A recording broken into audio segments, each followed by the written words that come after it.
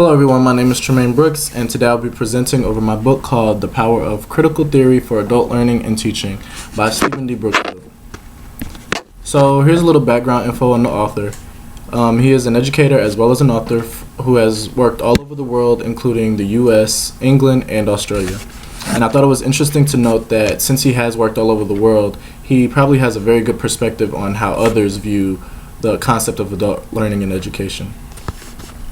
Brookfield has written 15 books on adult education, critical thinking, and methods of discussion, and many of the books that he has written have won him very prestigious awards. Brookfield is now currently serving on editorial boards for educational journals. So before jumping straight into the presentation, I wanted to address some of the challenges that adults face when it comes to education and training.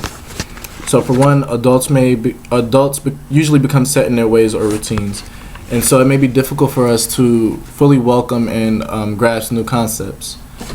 The other challenge that many adults face is the concept of time. Many of us have full-time jobs, and many of us have families that we need to tend to. So in his book, he talks about 4 traditions of critical theory, which is key in adult learning and education. So the first tradition is called ideology critique. The second is called psychoanalytical and therapeutic. And the third is called analytic philosophy and logic. And the fourth and final one is called pragmatist constructivism.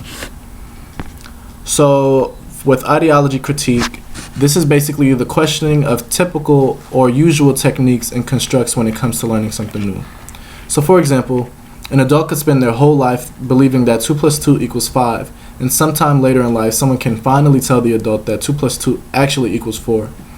While 2 plus 2 does equal 4, with the ideology critique, that adult would still want to see the proof and the evidence before they fully accept the fact that 2 plus 2 equals 4. So the second tradition, psychoanalytical and psychotherapeutic, focuses on the past experiences that typically come with negative connotations. These experiences can hinder the learning process, but once conquered, they can actually allow the individual to think more critically. So for example, someone who may have gotten into a car accident may now be weary and afraid to drive. And although they are afraid to drive, they still need to get back behind the wheel due to the convenience of the vehicle.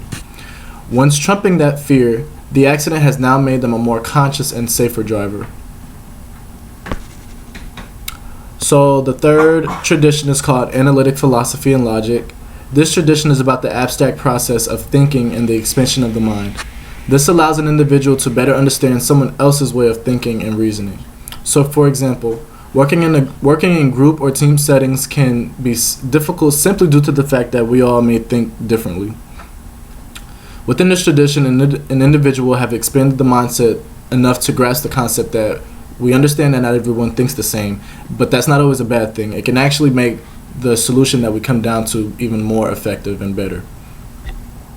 So for the fourth tradition, it's pragmatist constructivism, and this basically talks about past personal experiences and finding or putting meaning to them in order to enhance our critical thinking skills.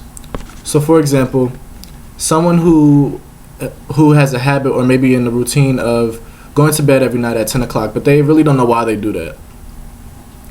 They've been doing this all their life, and for the first time in their life, they end up staying up past 10 o'clock. And so the next morning, they're tired, sluggish, and they finally realize that they go to sleep every night at 10 o'clock so that they can be more well-rested, and this adds a sense of balance to their life. So Brookfield introduced 4 methods in order to incorporate these 4 traditions into the adult learning and education. So for the first method is basically just the analysis of our own personal problems and dilemmas. This allows us to apply the traditions to our thinking, which forces us to think critically. The second method is, like I kind of talked about this earlier, was just basically having an abstract thought process. The third is the abandonment of social or cultural constructs when it comes to learning something new. I feel like it's kind of not intelligent to go into something new with the mindset, with the closed mindset, and thinking that there's no other way but your way. The fourth method is probably the most important, in my opinion, is basically having an open discussion with those around you and those involved in the learning process with you. This allows you as an individual to get other people's perspectives and other people's opinions, and it kind of helps you become more